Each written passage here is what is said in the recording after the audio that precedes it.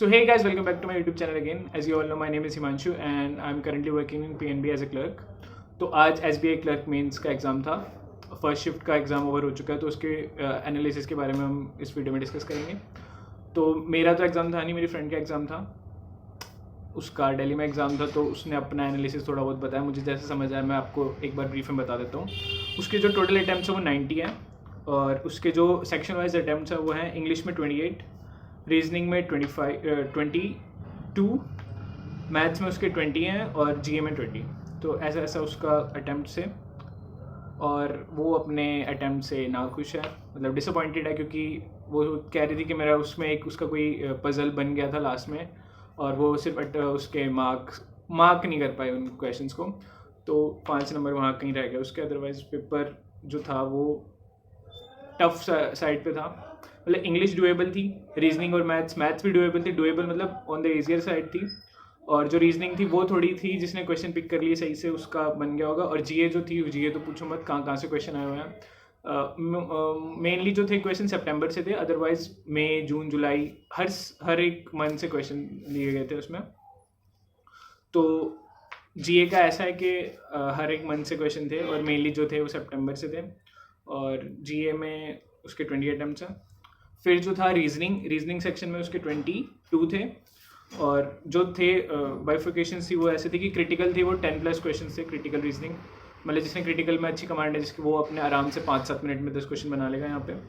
और statement based जो होता है, स्टेटमेंट 1 स्टेटमेंट 2 करके जो होता है, उसमें 3 क्वेश्चन थे. कोडेड सिलॉग थी, उसके 2 क्वेश्चन. फिर कोडेड डायरेक्शन थी, उसमें भी क्वेश्चन थे. इनपुट आउटपुट थी, मशीन इनपुट आउटपुट, वो जो थी ना वो थोड़ी सी ट्रिकी थी, जिसने मतलब न्यूमेरिक में थी वो, लेकिन उसके जो पिक करने थे ना कि क्या लॉजिक लग रहा है, वो थोड़ा सा मुश्किल था. और एक कोडिंग डिकोडिंग थी न्यू पैटर्न पे बेस्ड. बाकी एक जो पजल थी blood relation plus order and ranking, वो करके आई है वो. उसमें मतलब पता नहीं आप लोगों को हार्ड लगे या था, लेकिन उसको ईजी लगी तो उसने बना लिया वो क्वेश्चन. एक थी month based puzzle, easy doable थी, वो भी कर ली थी. फिर उसने एक पजल बनाई रो बेस्ड थी, पैरेलल रोज थी जो उसमें, और उसमें डायरेक्शन थी कि कुछ भी हो सकती है, अपोजिट भी या सेम भी.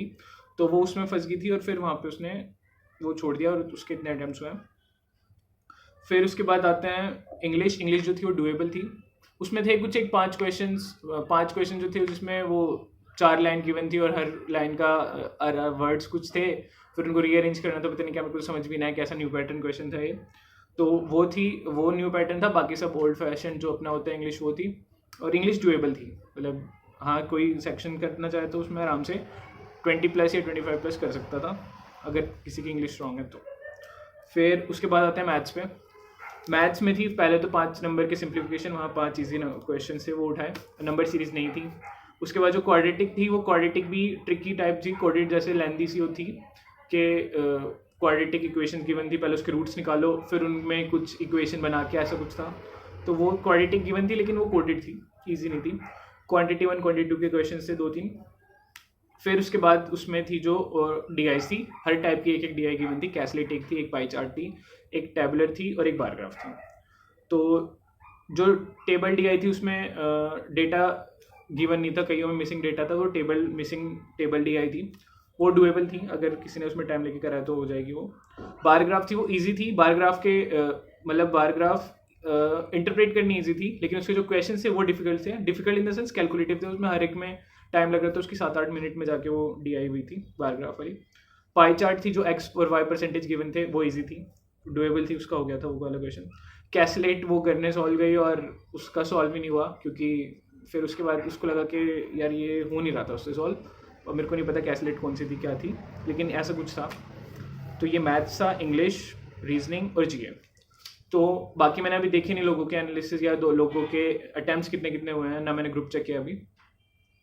तो कट ऑफ या फिर वो चीज़ हम डिसाइड नहीं कर पाएंगे अभी कि क्या है, या कितने गुड अटैम्प्ट्स है, या जो भी आप कह लो, वो तो लोगों के अटैम्प्ट्स देख के पता चलता है कि गुड अटैम्प्ट्स कितने हैं.